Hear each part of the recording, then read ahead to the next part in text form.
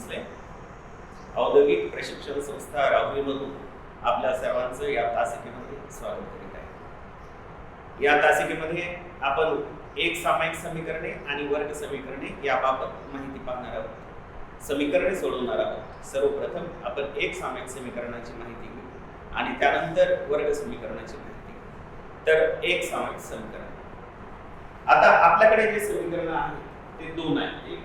तर त्यामधलं पहिलं समीकरण 6n अधिक 3n बरोबर 45 आणि दुसरं समीकरण आहे 4n अधिक 5n बरोबर 39। तर आपल्याला m आणि n च्या किमती काढायच्या, म्हणून आता सर्वप्रथम आपण ते समीकरण लिहूया। 6m अधिक 3n बरोबर 45 याला आपण समीकरण 1 म्हणू आणि त्यानंतर 4n अधिक 5n बरोबर 39 याला आपण समीकरण 2। आता काय करायचं, आतापर्यंत आपण ज्या पद्धती पाहिल्या त्यापेक्षा जरा वेगळी पद्धत। तर यामध्ये m किंवा n यापैकी कोणतंही एक जे चल आहे त्याची किंमत आपण सुरुवातीला काढूया। मग समीकरण 1 मधून समीकरण 1 च्या सहाय्याने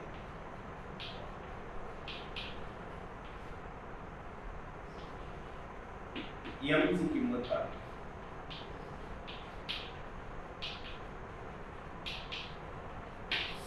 मग त्यासाठी आता समीकरण 1 आपण पुन्हा लिहून घेऊया।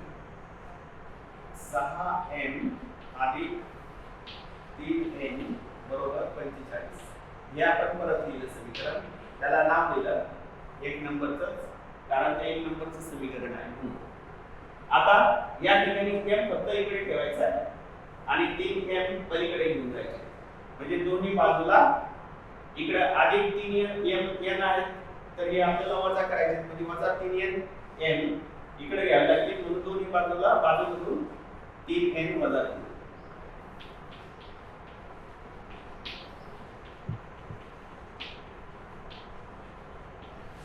दोन्ही बाजूमधून 3n वजा करू।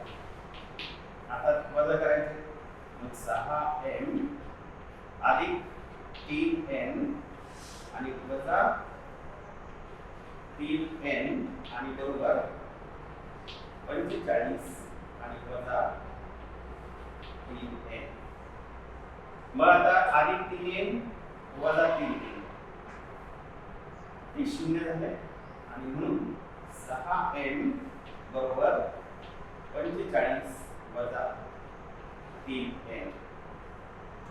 आणि मग काय करू, आता इकडे फक्त आपल्याला m ठेवायचा आहे, मग हे जे 6 आहे ते आपल्याला इथून काढून टाकायचे, त्यांचा लोप करायचा आहे, म्हणून मग आपण काय करणार, की समीकरणाच्या दोन्ही बाजूंना 6 ने मग तसं लिहून टाकू। समीकरणाच्या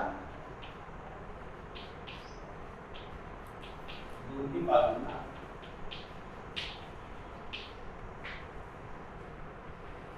6 ने।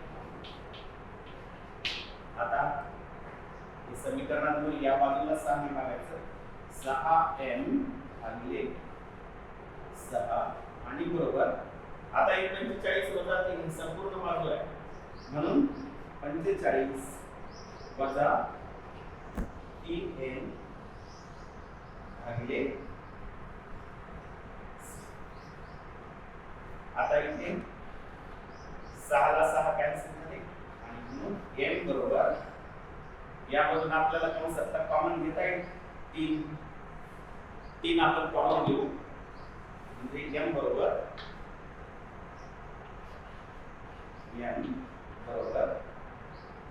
3 कॉमन घेतला, 15 चे 45 म्हणजे 15 वजा 3 कॉमन आले बाहेर, म्हणजे फक्त शिल्लक एक टाइप n राहिला आणि भागिले। मग इथे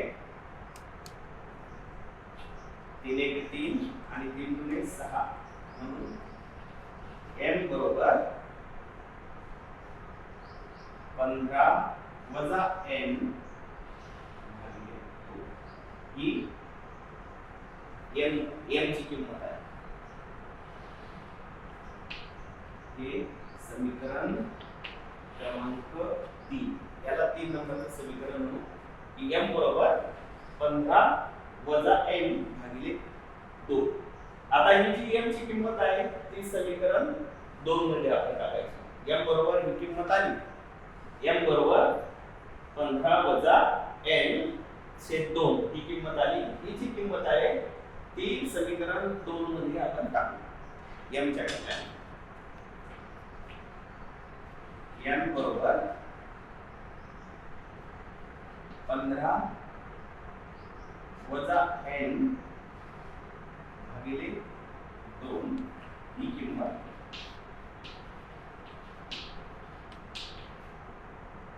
समीकरण 2 मध्ये टाकू.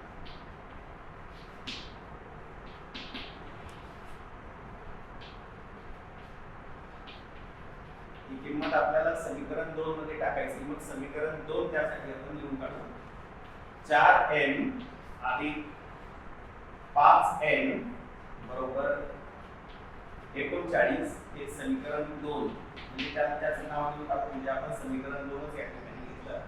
आणि आता m जो आहे त्या m च्या ठिकाणी आपल्याला ही किंमत टाकायची. म्हणून 4 आणि त्याला कंस करू आपण सुंदर असा 15 वजा n आणि भागिले 2 हा एक कंस पूर्ण करून टाकू जो आपण केलेला आहे.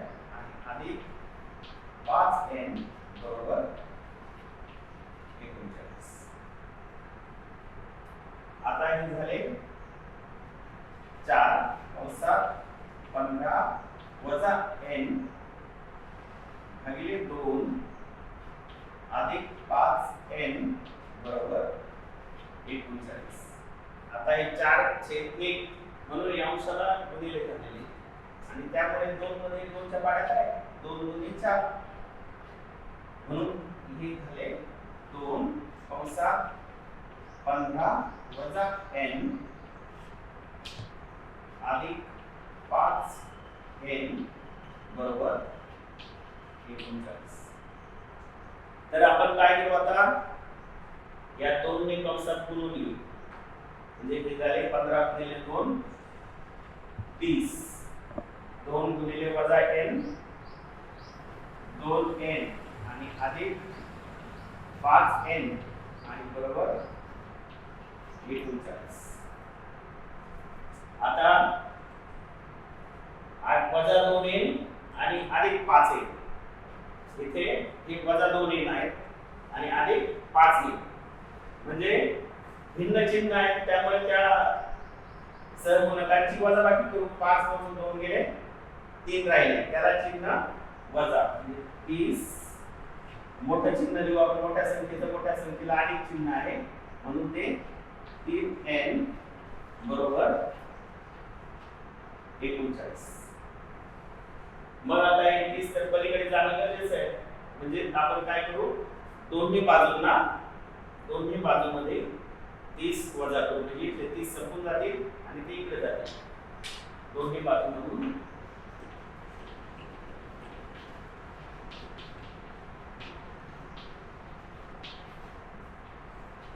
30 वजा करू. आता दोन्ही बाजूतून 30 आपल्याला वजा करायचे. मग 30 वजा 30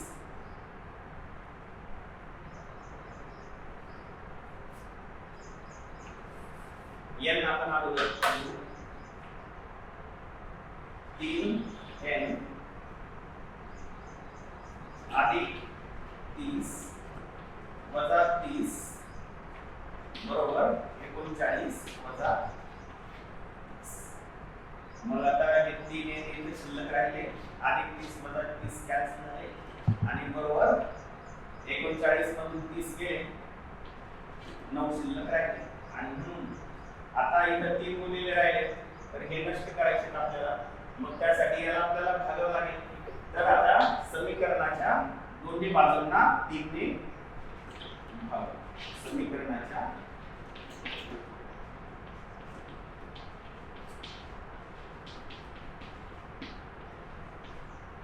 दोन्ही बाजूंना 3 ने,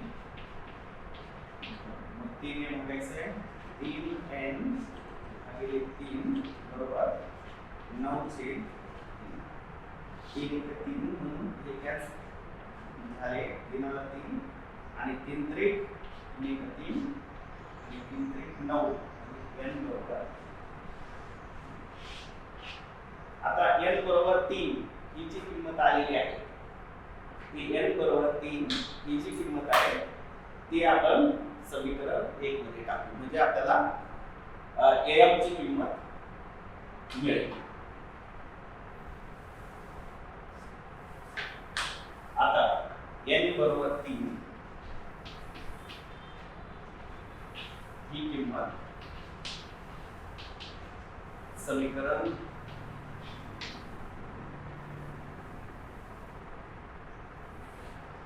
1 मध्ये टाकू.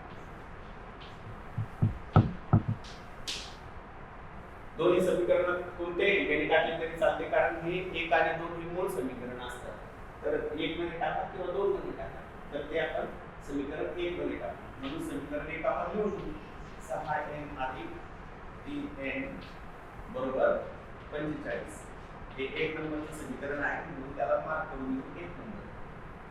मग n बरोबर 3 ही किंमत टाकायची. आता n बरोबर 3 म्हणजे 6n अधिक 3 कंसात n बरोबर 3 आणि बरोबर 45 म्हणजे 6n अधिक 3 ते 9 बरोबर 45.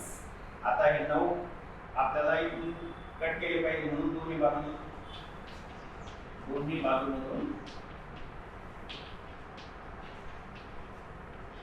9 वजा दोन्ही बाजूतून वजा करायचे मग 6m अधिक 9 वजा 9 बरोबर 45 वजा मग हे 9 आणि 9 कॅन्सल झाले शिल्लक राहिला फक्त 6m वजा 45 मधून 9 गेले 45 वजा 9 मग 45 वजा 9 आपण वजाबाकी करू 45 वजा 9 ही दिली पुढे जागा आहे त्याच्यामध्ये आपण वजा करू 15 मधून 9 गेले तर 6 आणि शिल्लक राहिले 6 इथे एक झाला 36 आणि एक 36 6n बरोबर आपण वजाबाकी केली तर ती 36 आली आणि म्हणून आता हे 6 कट करायचे आपल्याला समीकरणाच्या दोन्ही बाजूंना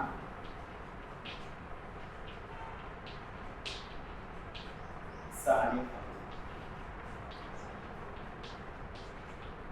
आता आपल्याला 6 ने भागायचे मग 6 n भागिले 6 बरोबर 36 छेद 6 मग 6 एक 6 आणि 6 एक 6 ते संपले आणि ते 6 6 36 आणि म्हणून n बरोबर 6.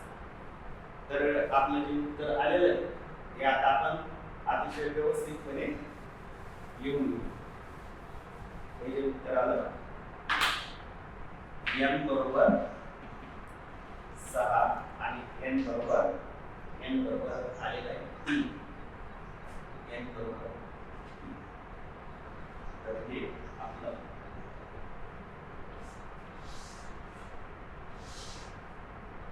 तर पहिलं गणित आपण आता पूर्णपणे सोडवलं. जर 6m अधिक 3n बरोबर 45 आणि 4m अधिक 5n बरोबर 41 असेल तर m आणि n च्या किमती काढा. तर त्या m आणि n च्या किमती m बरोबर 3 n बरोबर 3. तर ती ही एक सामायिक समीकरण सोडवण्याची वेगळी पद्धत होती. म्हणजे एक सामायिक समीकरण सोडवण्याची ज्या पद्धती आहेत त्या सर्व पद्धती आज आपण पूर्णपणे पाहिलेल्या आहेत. तर आता एक लेखी स्वरूपाचे जे गणित आहे ते कसं सोडवायचं त्याविषयी आपण पाहूया. तर आपल्याकडे आता दुसरे गणित लेखी स्वरूपात आहे म्हणून ते आपण अभय हा बबन पेक्षा तिपटीने मोठा आहे. आणखी 5 वर्षांनी अभय हा बबनपेक्षा 2.5 पटीने मोठा असेल तर अभय आणि बबनचे सध्याचे वय काय असावे? तर मोठा प्रश्न उभा केलेला आहे आपल्या समोर, पण आपण काही एवढं टेन्शन घ्यायचं नाही. गणित परत परत वाचायचं आणि परत परत वाचलं की गणितामध्ये आपल्याला त्याचे उत्तर सापडेल. तर पाहूया आता. अभय हा बबनपेक्षा तिपटीने मोठा आहे. मग आता मानण्याच्या प्रक्रिया करू. मानायला काय हरकत आहे? आपण मानूया. अभय हा बबनपेक्षा तिपटीने मोठा आहे आणि त्यांचं आजचे वय त्यांनी सांगितलं की काय असेल? तर अभयचे आजचे वय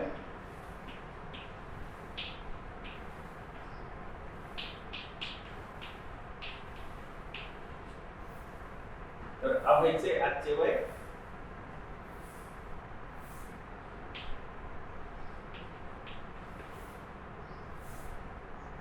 x वर्ष आहे असे मान. आता अभय हा बबनपेक्षा तिपटीने मोठा आहे. मग आता हे अभयचं झालं. आता बबनचे वय मानावं लागेल आपल्याला. बबनचे आजचे वय y वर्ष आहे असे मान. आता या मानण्याच्या प्रक्रिया आपल्या पूर्ण झाल्या. मानण्याविषयी आपण काही हायवे करायचं नाही, तर हे आपण मानलं सुद्धा. आता मानल्यानंतरच काय झालं? तर आता गणित आपण परत वाचू. अभय हा बबनपेक्षा तिपटीने मोठा आहे. मग अभयचं वय किती मानला आपण? x. अभय हा बबनपेक्षा तिपटीने मोठा आहे. अभय हा या बबनपेक्षा तिपटीने मोठा आहे. मग जर x बरोबर 3y म्हणजे हा अभयचं वय x मानलं तर बबनचं वय 3y म्हणजे तिपटीने तो मोठा झाला. अभय हा बबनपेक्षा तिपटीने मोठा आहे. मग अभय हा बबनपेक्षा 2.5 पटीने मोठा असेल कधी? आणखी 5 वर्षांनी. आणखी 5 वर्षांनी म्हणजे x अधिक 5. x अधिक 5 बरोबर आता x प्लस 5 म्हणजे हे झालं 5 वर्षांनी अभयचं वय. मग बबनचं वय किती? y अधिक 5 आणि हे किती? अभय बबनपेक्षा 2.5 पटीने मोठा असेल म्हणजे बबन हा अभयपेक्षा 2.5 पट वर्ष वय त्याचं कमी असेल. तर याला म्हणतो आपण हे समीकरण. आता हे समीकरण 1 झालं आणि हे समीकरण 2. तर आता हे जर आपण व्यवस्थित सोडून घेऊया. x समीकरण 1 x बरोबर 3y उत्तर आलं. आता समीकरण 2 च्या बाबत x अधिक 5 बरोबर 5 कंसात y अधिक 5 कंस पूर्ण आणि याला भागिले. आता आपण काय करू? समीकरणाच्या दोन्ही बाजूला ते दुसरं जे समीकरण आहे ते आपण सरळ करून घेऊ. समीकरणाच्या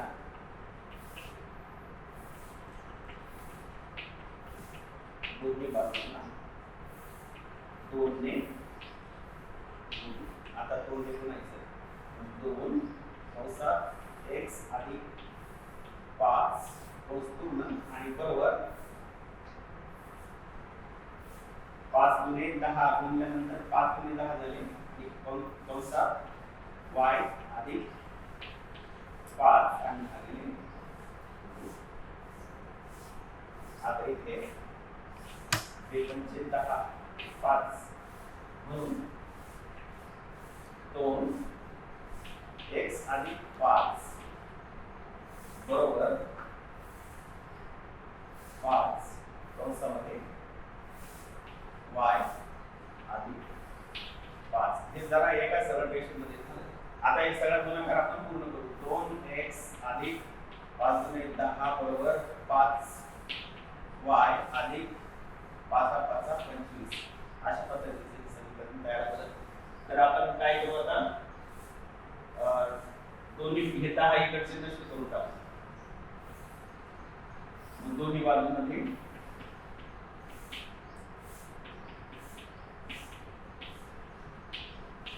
10 होतात.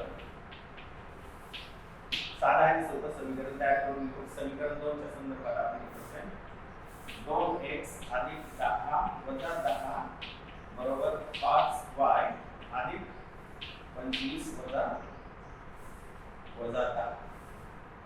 मग 10 मधून 10 गेले 0 राहिला म्हणजे इकडे 2x बरोबर 5y 25 मधून 10 गेले अधिक 15. आता काय करू आपण हे y कडे घेऊया. 5y अलीकडे घ्यायचं म्हणून समीकरणाच्या दोन्ही बाजूंमधून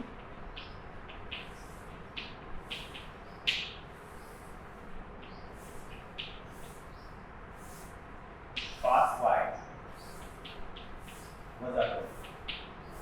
म्हणून या बाजूला 2x वजा 5y बरोबर 5y वजा 5y अधिक 15. 5y कॅन्सल झाले म्हणून 2x वजा 5y बरोबर 15. हे समीकरण 3 जरा सरळ करून घेतलं. या समीकरणाला आपण 2x अधिक 5y बरोबर 15. पण x बरोबर समीकरण 1 मध्ये आपल्याला सांगितलं की x बरोबर 3y आहे. तर x बरोबर जे 3y आपण किंमत टाकू. मग समीकरण 1 मध्ये x बरोबर 3y ही किंमत टाकू. समीकरण 1 मध्ये आपल्याला दिलेलं x बरोबर 3y. तर आता हे समीकरण 2x वजा 5y बरोबर 15. आता या समीकरणात x बरोबर 3y टाकायचं. 2 कंसात 3y वजा 5y बरोबर 15. मग 3 दुने 6y वजा 5y बरोबर 15. 6y मधून 5y गेले शिल्लक राहिले तर y आणि y बरोबर 15. y बरोबर 15 ही किंमत आपल्याला मिळाली. मग आता समीकरण 1 मध्ये y बरोबर 15 ही किंमत आहे. समीकरण 1 मध्ये y बरोबर 15 ही किंमत आहे. आता समीकरण 1 x बरोबर 3y हे समीकरण 1. मग x बरोबर 3 y ची किंमत 15 x बरोबर 15 45 ही झाली x. म्हणजे x म्हणजे x अवयचे वय आणि y बबनचे वय. मग आपण आता त्याचं उत्तर आपल्याकडे आलेलं आहे. एका कंसामध्ये लिहून टाकू. अभयचे आजचे वय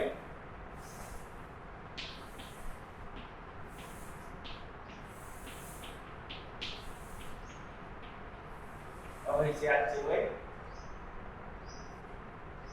अभयचे आपल्याला x मानलं. मग x बरोबर 45.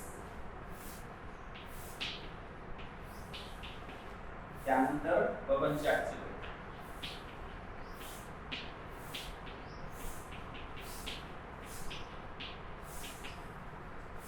4 चे वय आपण y म्हणतो. y बरोबर 15.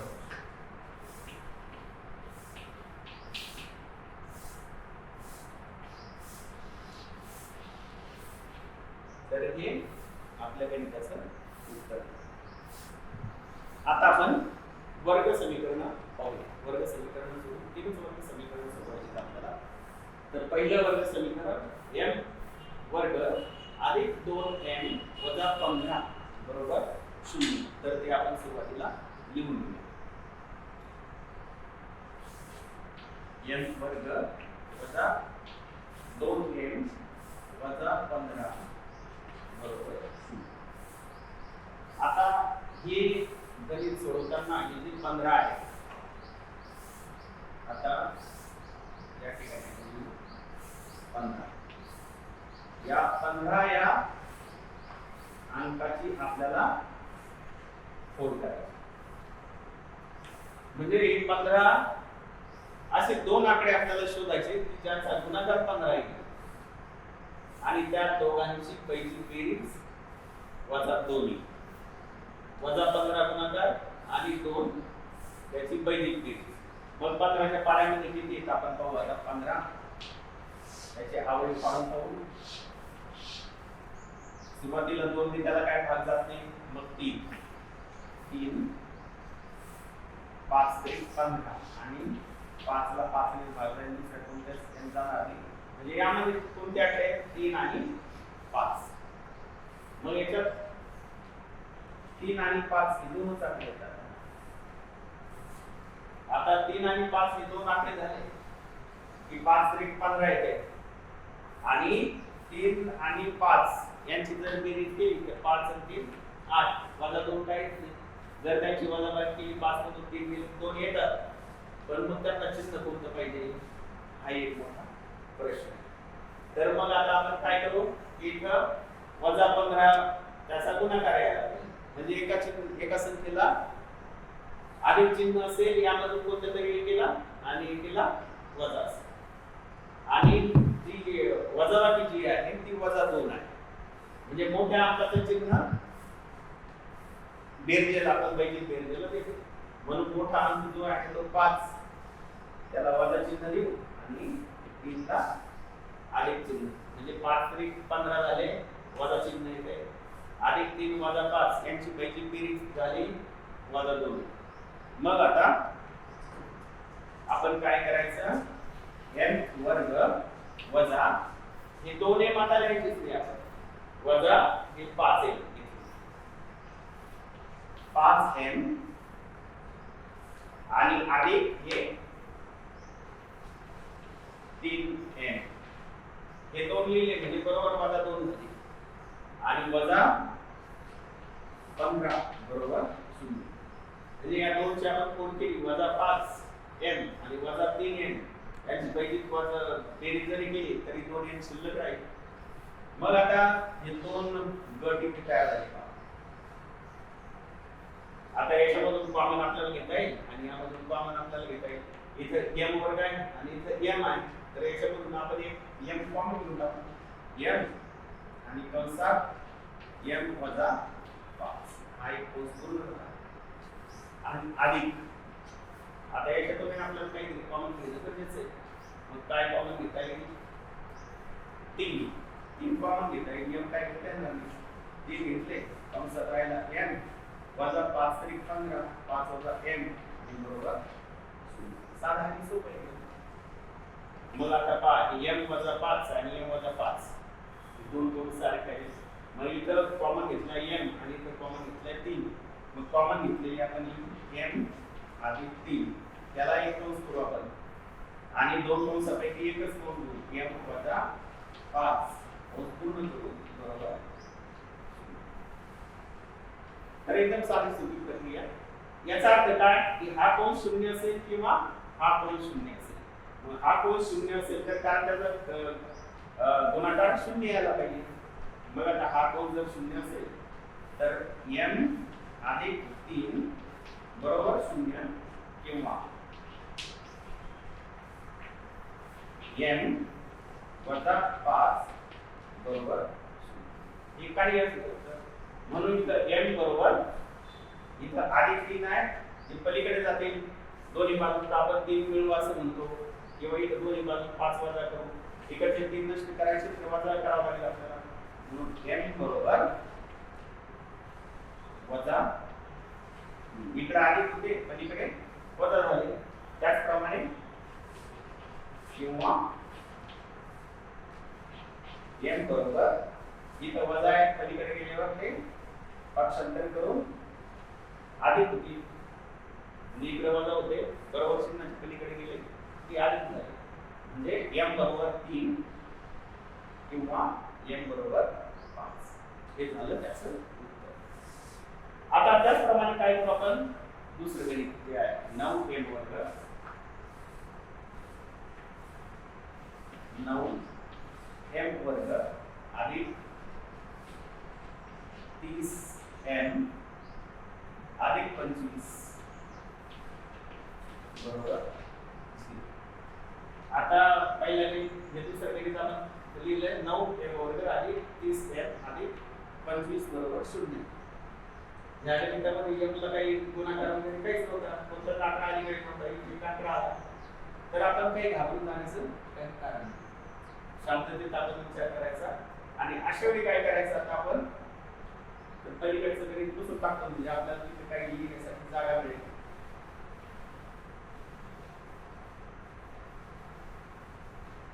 तर इथं आपण जागा उपलब्ध केली, मग काय करायचं आता 25 गुणिले 9,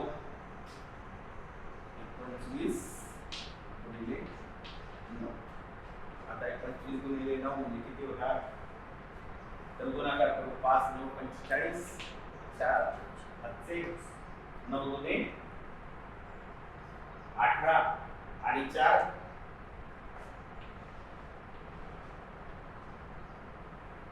18 आणि 4 225,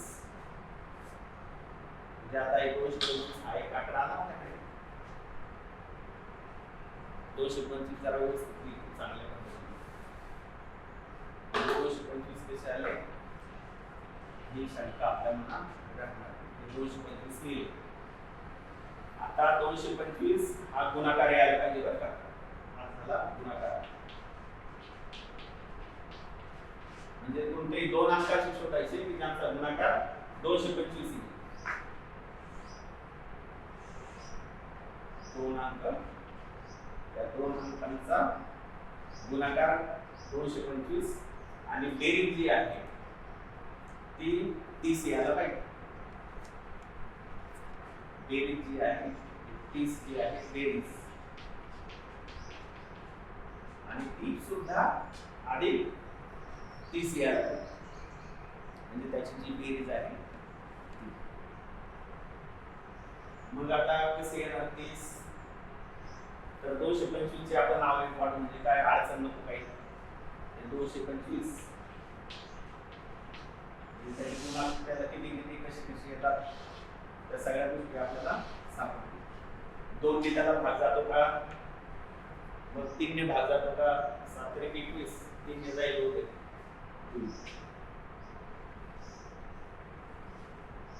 7 × 21 आणि 5 × 15 बरोबर, 7 × 21 एक शिल्लक राहिला आणि 5 × 15 परत आता 3 ने भाग जाईल, 3 × 6 म्हणजे 25 × 75. आता 3 ने काय भाग जाईल असं काही वाटत नाही, 8 × 24 एक शिल्लक राहतो, मग आपण 4 ने काही जाणारच नाही, मग 5 ने जातो का पाहू, 5 × 5 25 आणि परत 5 × 5 म्हणजे त्याचे अवयव आले 3 3 5 आणि 5. मग आता यामध्ये शक्यता एवढीच आहे 3 आणि 5 यांचा जर गुणाकार केला तर 3 आणि 5 एवढी शक्यता आहे, बाकी शक्यता काय नाही, म्हणजे 5 × 15 आणि 5 × 15 15 आणि 15 त्याला अधिक आणि त्याला अधिक 15 15 30 हे असं सहज आपल्याला करता येऊ शकतं.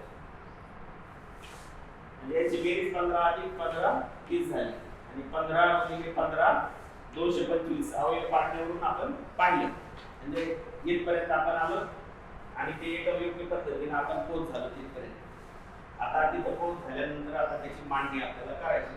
तर हे 9 त्याच ठिकाणी ठेवायचे. आपल्याला त्यांना कुठं घेऊन जाण्याची गरज नाही. त्याला m वर्ग लिहून टाकायचा. आता या 30 च्या बाबतीत या गोष्टी आपल्याला विचारात ठेवायच्या. अधिक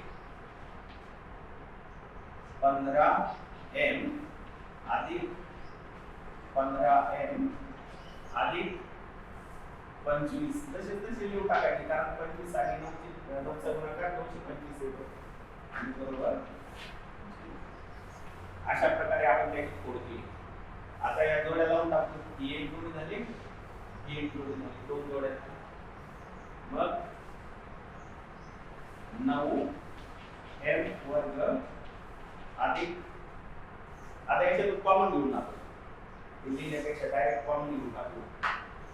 याच्यातून किती कॉमन आहे त्याला भाग जातो. 3 त्रिक 9 5 त्रिक 15 3 कंसात m वर्ग अधिक